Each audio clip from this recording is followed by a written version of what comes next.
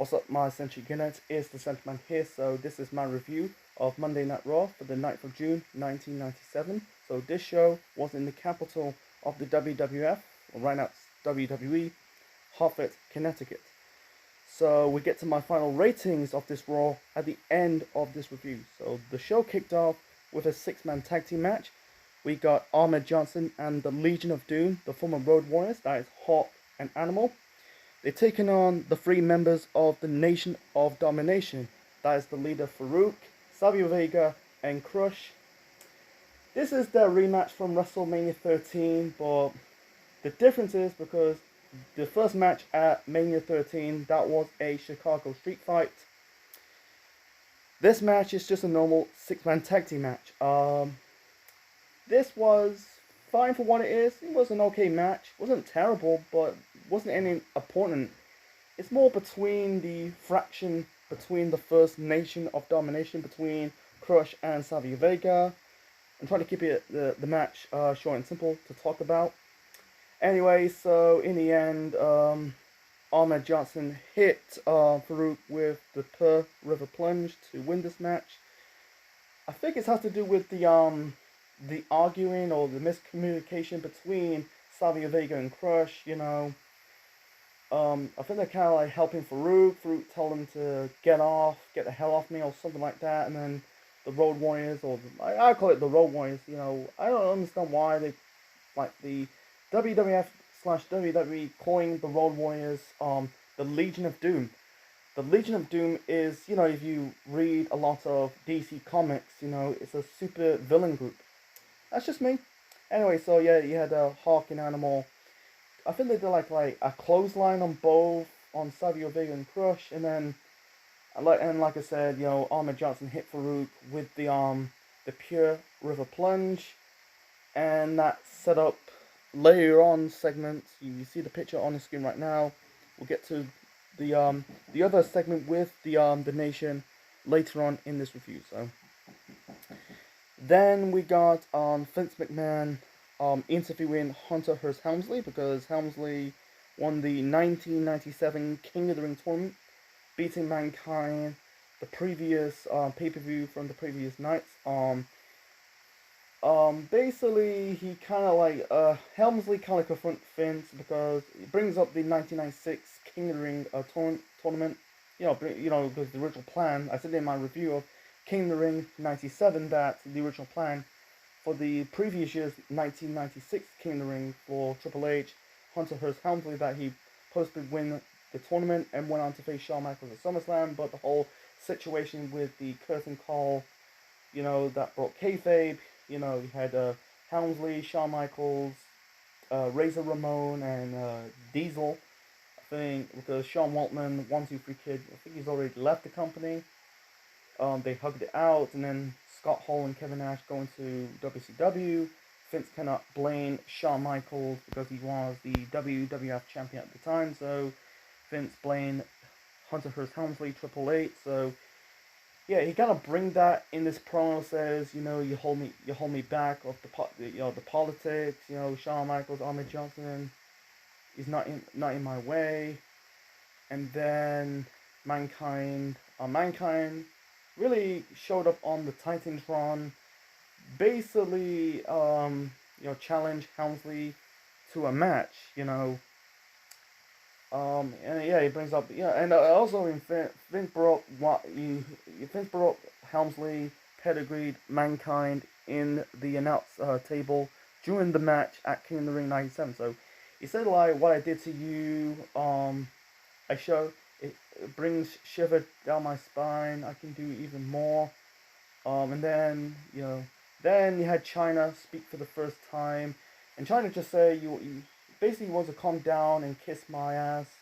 And then Mankind says, I'm a good kisser, and he came down to the ring, did the gun, did the gun signs, it was a reference to Cactus Jack, and Helmsley attacked Mankind with the crown, same crown, who beat down Mankind during the coronation after he beat Mankind in the finals of the 97 King of the Ring tournament. So, and then afterwards, Mankind just basically wearing the crown, And this is probably it set up the match at Canadian Stampede. We'll get to that pay per view in a couple, really not 2 weeks time, 2 or 3 weeks time.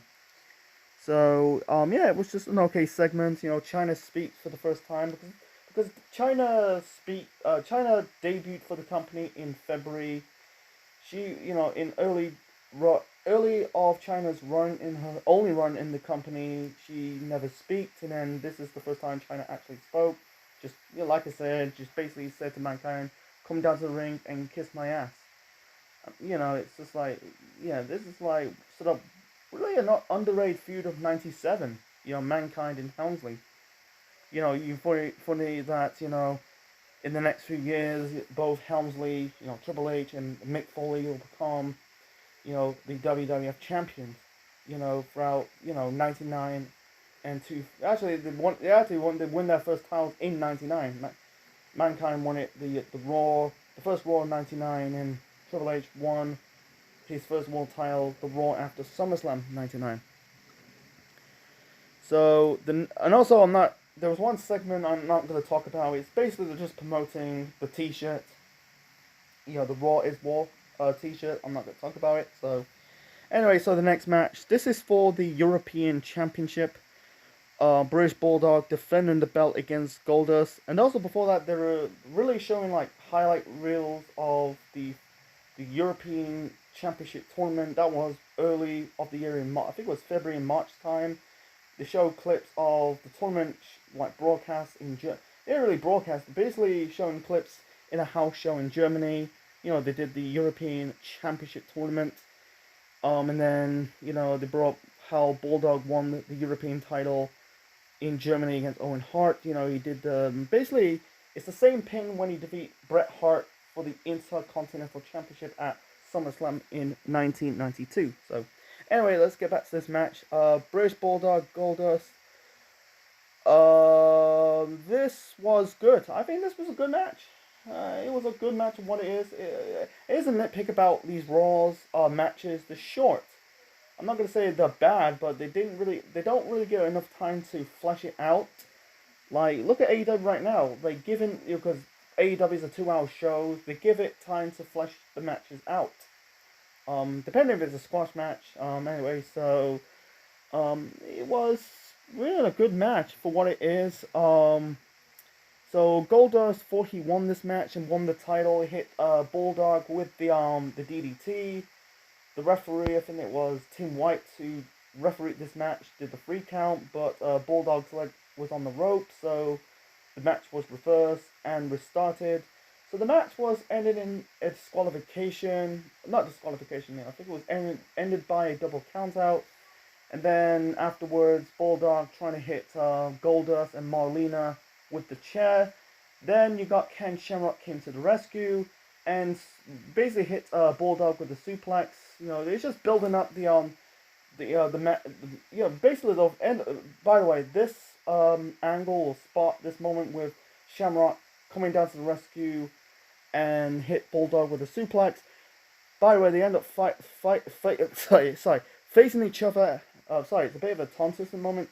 Facing each other at SummerSlam 97 for the European Championship. We'll get to SummerSlam 97 later on basically we've got 2 months until August.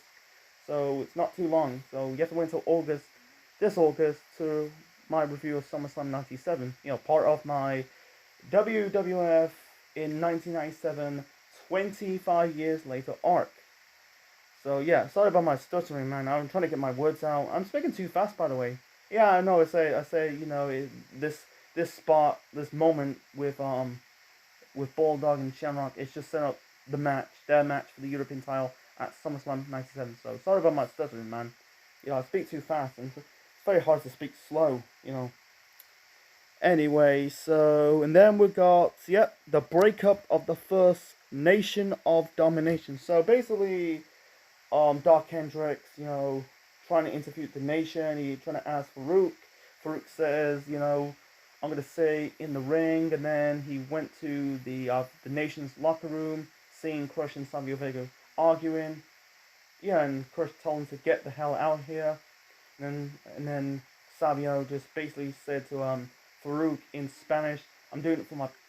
I think it said doing it for my people. Said shouting in Spanish. It says of course kind of threatening Dark Hendricks that do not come here without an invitation. Do you hear me? The nation is fine. So, and yeah, let's get to this match. You had not match, but segment with JR interviewing the nation. So that's Farouk, Clarence Mason, D'Lo Brown. I don't know the other two nations. Oh, there were guys wearing tuxedos. I don't know who they are. Anyway, so Farouk says the reason why he formed the nation because to have his back. You know, if I die, they're coming with me. That's supposed to go or supposed to do. Or supposed to go, I think he said. I'm gonna say it again. So he said like I said, he said the reason why he formed the nation of domination to have all people, all these people to have my back. If I die, they're coming with me. That's supposed to go, and you know, and yeah, defy Savio Vega and Crush.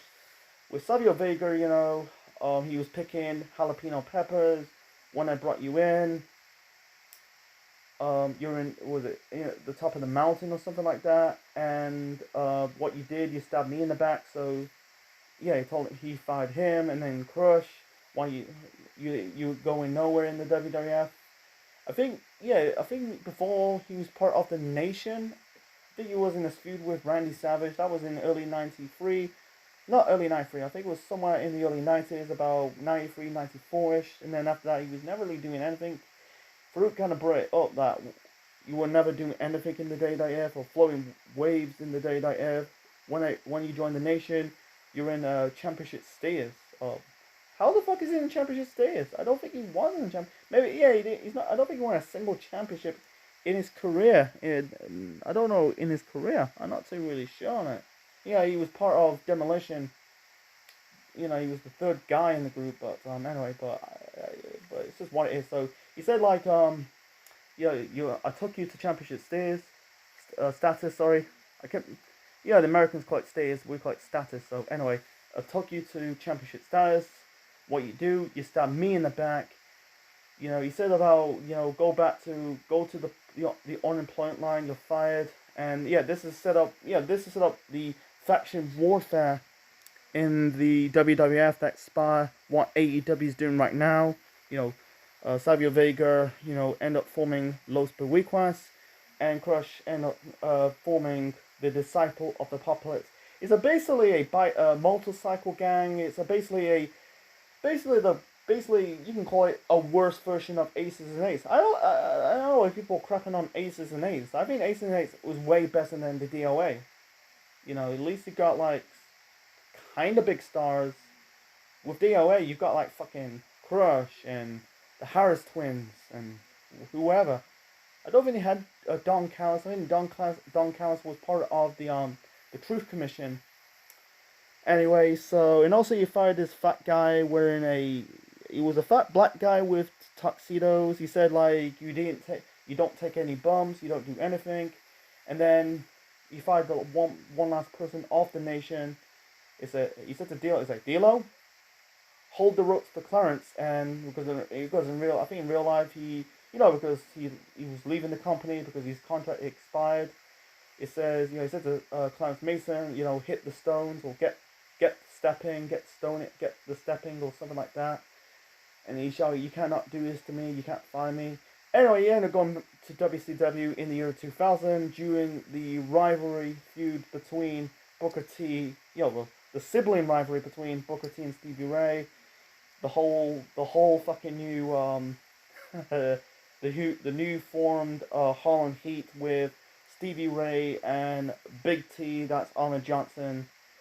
Boy, so anyway, so afterwards, he kind of said, like, I'm going to form a new nation that's going to be loyal and powerful. Yeah, they ended up bringing up Karma.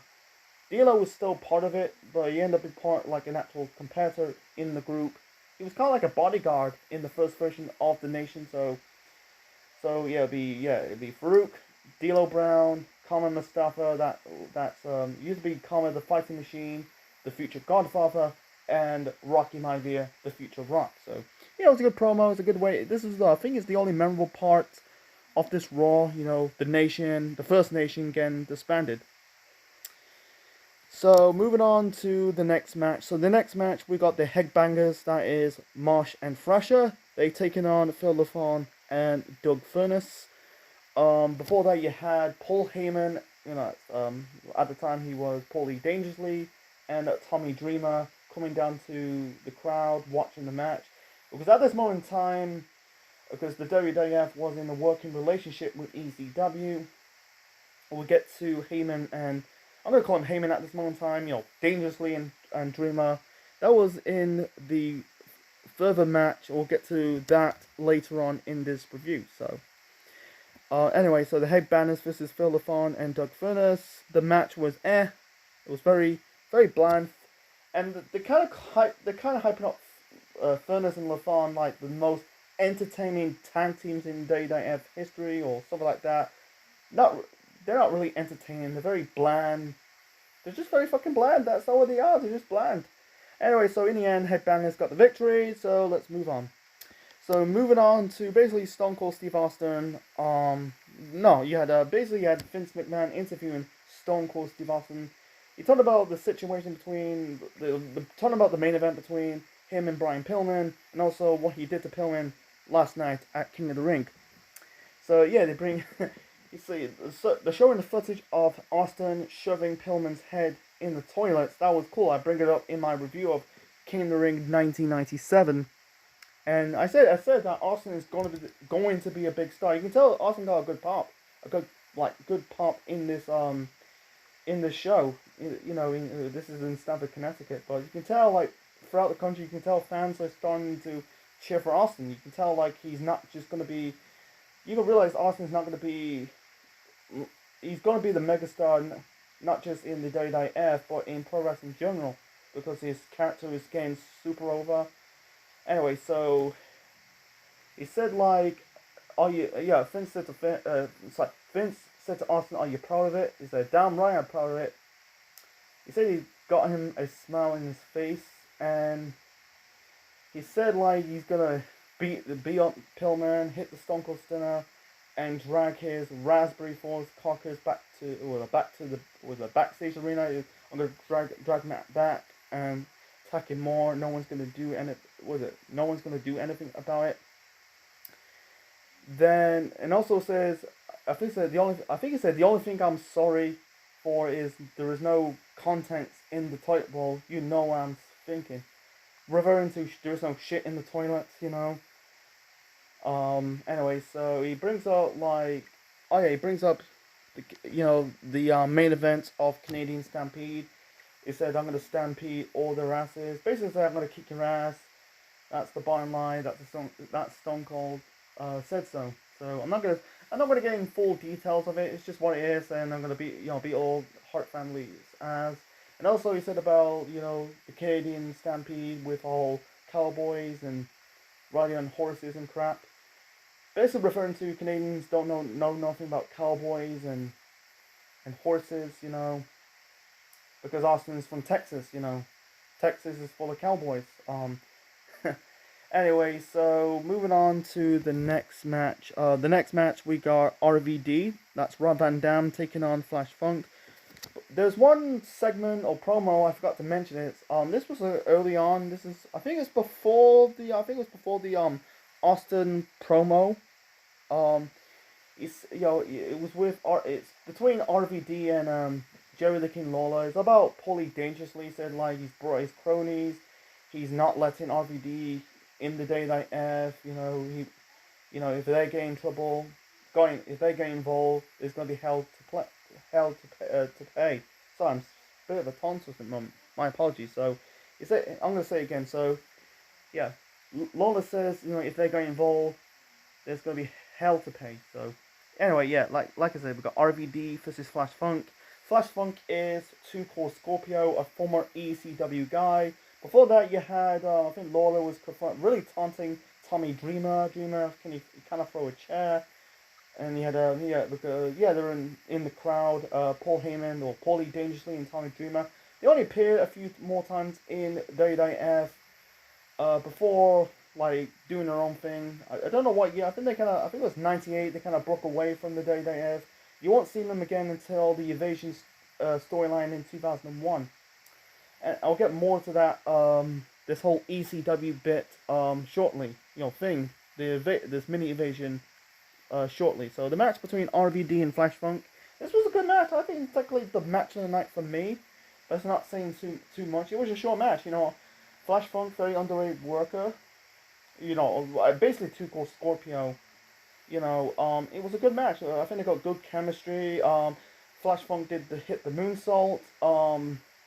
RVD kicked out. It was fast paced. Boom, boom, bam.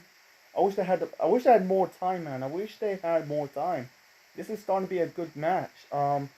In the end, RVD hit the corkscrew for the win, and then afterwards, Paul Heyman came out the jumped through the barricade, attacked Lawler.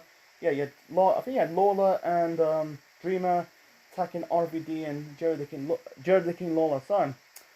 I'm speaking too fast, by the way, so I'm gonna say it again. So yeah, Heyman or Dangerously, and Dreamer basically jumped through the crowd, attacked Jerry the King Lawler and Rob Van Dam. And also before the match, there's some footage of Lawler, because at the time he's doing this whole thing using ECW, talking trash to ECW, calling it extreme crappy wrestling.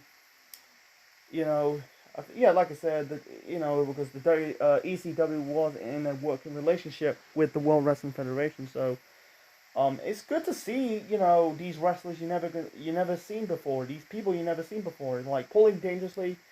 He wasn't a major company before, that is WCW, but seeing Tommy Dreamer and RVD for the first time, I think it was good giving it exposure. Give ECW that exposure.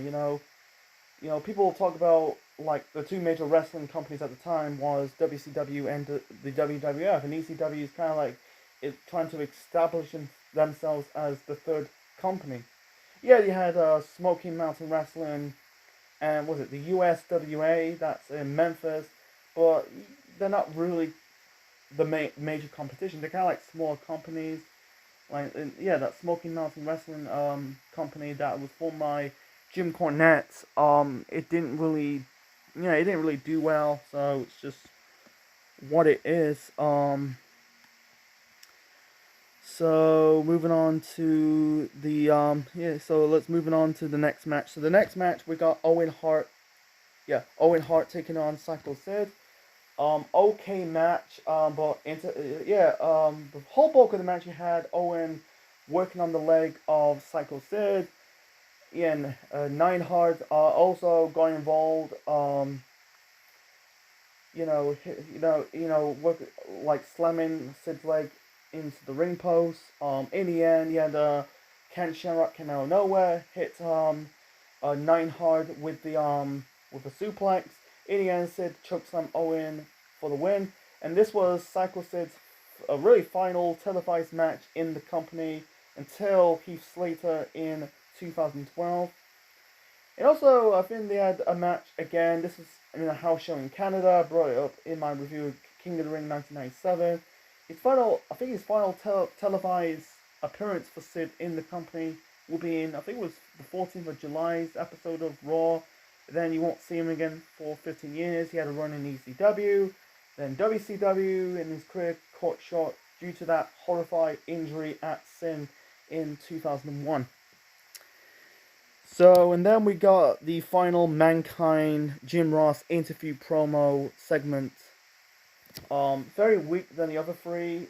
It's all about like why WWF didn't pick Cactus Jack, and I think Mankind says he got mocked or something like that. He said I should have shed the WWF like a tear. Was it like a teardrop?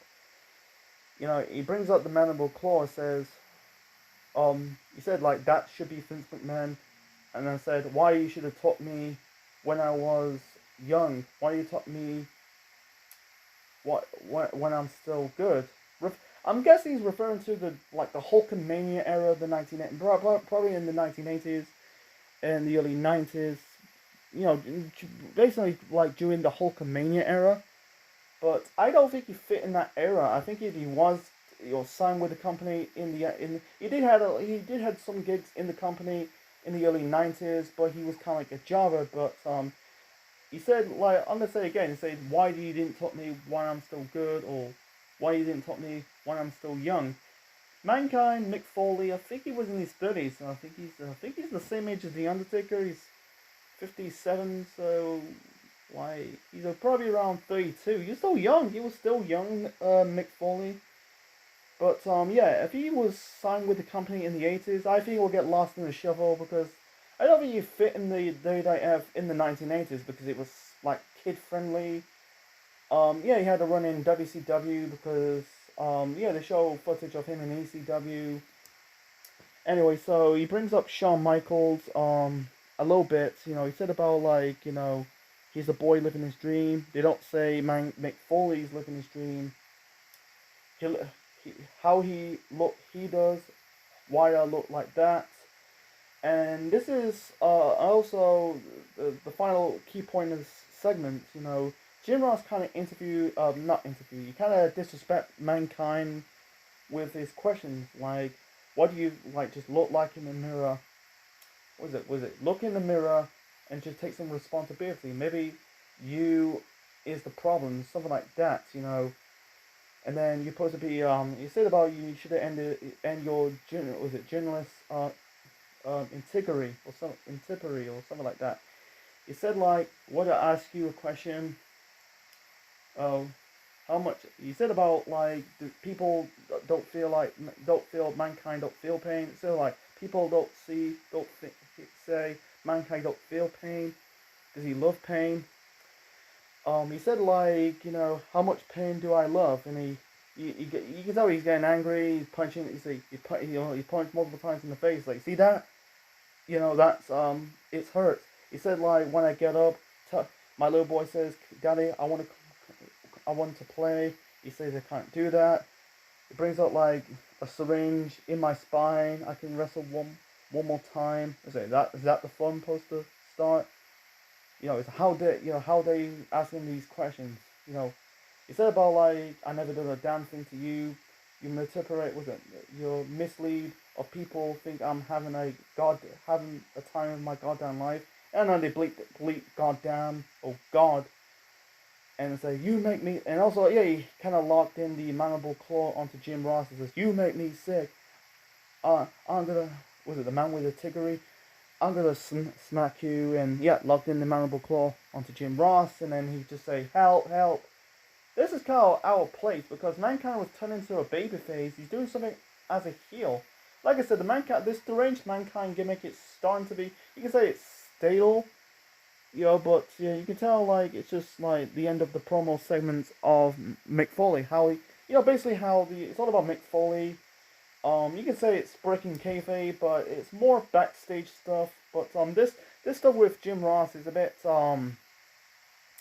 it was a bit weaker for me. That's my opinion. But besides that, I think the segments with Mankind was good. It's intriguing. But yeah, seeing Jim Ross went too far. Not when it went too far, but kind of like saying about talk about if is he did he join pain, something like that, and then he just like snapped at him. So yeah, it was intriguing. Yeah, it didn't went anywhere. It's not like Jim Ross and Mankind feuding. They will never do that. He's basically was just saying, like, and also in that promo he said about in that interview sit down. Jim Ross says, "Are you suffering with multiple personality disorder?" And Mankind says, "I don't believe in doctors." So yeah, he's just saying, like, maybe you're the problem. You need to look in the mirror, take some personal responsibility. And yeah, Mankind just saying, like, do you wake up and enjoy the pain? Yeah, it's just what it is, man. I'm not gonna get into it, but besides that, it was okay. It was an okay interview segment. Not a stronger one than the other three. So let's move on to the next one. So the next match of this Raw. So the next match of the Raw, we got Rockabilly. That's Billy Gunn taking on Bart Gunn. Yeah, the Smoking Guns, folks. The Smoking Guns. Yeah, they did bring it up. They were 3 times WWF champions. So the match was just a squash match. Bot Gunn. Oh, by the way, Bot Gunn is the future winner of the Fall Brawl. That'll be the following year in 1998. So the match was fine. It was not really fine. It was kind of meh to me. It was just a squash match. Billy Gunn hit the Famouser and the swinging net breaker for the win. So moving on to the main event. The main event, it was supposed to be Brian Pillman versus Stone Cold Steve Austin. They kind of like, and also I think in this I forgot to mention this, but I'm gonna talk about it right now.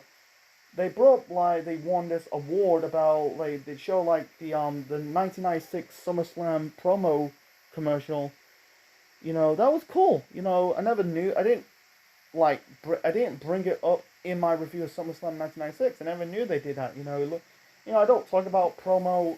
Yeah, I did bring up WrestleMania 21's advertised promo of it, but that was cool with the wrestlers doing parodies of famous movies. But this, it was kind of like doing the Olympics. It was Olympic theme promo. What they did, SummerSlam. I'm talking about SummerSlam 1996. Because at the time, because the Olympics was in Atlanta, Georgia. I think the next time they did this Olympic theme promo for the WWF/WWE will be SummerSlam 2004. They've never done it ever since. I wish they did that in last year because it was in Tokyo. But hope they do. They don't do. Yeah, they don't really do that. It's cool they did it. Bring up the Olympics. So anyway, but yeah, the original main event was supposed to be Stone Cold Steve Austin versus Brian Pillman. They also bring like a video clip. I think they brought like images of how this rivalry started. You had Austin attack and re-injure the leg of Brian Pillman. Then you had this Austin going to Pillman's house. They didn't show Pillman holding the gun. Pillman's got the gun. That was cool. Yeah, he had I think Pillman dropped in the F bomb because it was fucking edgy. Pillman got the gun. That's why he's the loose cannon. Because at the time, like WWF was getting their ass kicked by WCW. They went edgy, but why to never show Pillman grabbing the gun? It's a bit disappointing. But anyway, so we thought we were getting this match, but instead, the Hart Foundation members, that's Bulldog, Owen, Neidhart, they basically attack Austin, and then Pillman grabbed Austin's tag team title belt, whipping him in the back, and then Mankind came out of nowhere, and instead of Austin Pillman, nope, we got Pillman Mankind. You got former ECW, WCW guys. Pillman was in ECW for a little bit. Anyway, so the match was okay. It was some bit physical. Like I said, the pacing was a bit disappointing. I wish they had more minutes. I get it's a 2-hour show. I seem to get it, but that's just me. But anyway, so in the end, the match ended in disqualification. Not with Helmsley got involved.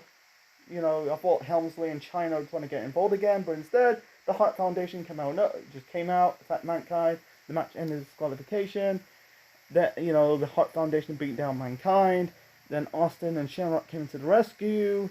And then afterwards, you had Austin hit Shamrock with the Stone Cold Stunner, and that was the end of the show. Basically, get the fans go happy, and that was it. First off, what the fuck is this? So we're not having we never got. So see, I don't think it's a shame we never got Austin and Pillman in the WWF ring. Yeah, they fought in WCW. Hollywood Blondes exploded, but not in the company. So they're building this up, and we never got the execution. It's a bit disappointed for me. It disappointed a lot of people. If I was there in Hartford, Connecticut, never seen Stone Cold and Pillman because Austin wants to say he wants the snake's ass. That's Brian Pillman, and never got it. It's just like what the fuck, and also like you thought Helmsley and China will get involved or came to the ring, attack Mankind, basically furthering up the rivalry between Helmsley and Mankind, set up their match with Canadian Stampede. They end up getting the match at Canadian Stampede, but to me, Brian Pillman, and for me, that's a really disservice of it. They did a disservice of that. Everyone knows the story. They were about to supposed to be facing each other in '98. Basically Pillman being the protege to Vince McMahon. The heir of Vince McMahon's throne. Being the Mick Foley Dude Love role, and have him facing Austin for the title. Probably Pillman winning the title because Pillman fits the Attitude pretty damn well. But yeah, it didn't went. It unfortunately never happened because Pillman died in October of '97. But that could be a good rivalry, Pillman and Austin. They never have that match. That'll be good. Because Austin's doing the before the neck injury, he was the technical style wrestler. Showcase how showing the moveset of the Rainmaster / stunning Steve Austin. Pillman, yeah, he's not doing the high flying moves because he was flying Brian Pillman in WCW. You can tell I know it's a new company, it's a new environment. Yes, with a new moveset, not gonna you can tell it's grounded in Pillman, not gonna showcase what he was over in WCW. So anyway, so my final rating for this Raw. Boy, this is difficult. I give it 7.5. I was almost giving it 6 out of 10, but I give it 7.5 out of 10. It was a decent show. It wasn't must see or make me go, wow, I need to watch this Raw again. No, it was an okay Raw. The nation breaking up. That was the highlight, memorable part of the show. Mankind, Jim Ross thing. It was weak, but still good. I like the RVD Flash Funk. That's the only good match of the show. But besides that, they were just bathroom break matches. It's a short match. I wish they just add more minutes. To flesh out more matches. Well, flesh out the match more. That's just me. That's my opinion on it. But besides that, yeah, I'd rather skip this Raw. If you want to watch it, that's fine. But I'd rather skip it with all cost, man. So anyway, so hope you enjoyed my review of Monday Night Raw for the 9th of June 1997. We've got about 3 more Raws until I review Canadian Stampede 97. Leave your thoughts in the comment section below. Smash that button. Click the like. Click the bell. Subscribe to the channel. Be part of the Central Unit if you subscribe to the channel for more wrestling videos and more. And this is the Central Man officially signing out. Check you later, folks.